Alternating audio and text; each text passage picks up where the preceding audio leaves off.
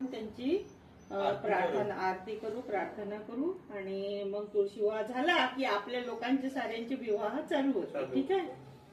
आता आपण मंगलाष्टक नंबर पहिला. गंगा सिंधु सरस्वती च यमुना गोदावरी नर्मदा कावेरी शरयू महेंद्र तनया शर्मावती वेदिका क्षिप्रा वेत्रवती महासुर नदी ख्याता तथा गंडकी पूर्णा पूर्ण जला समुद्र सरिता कुर्या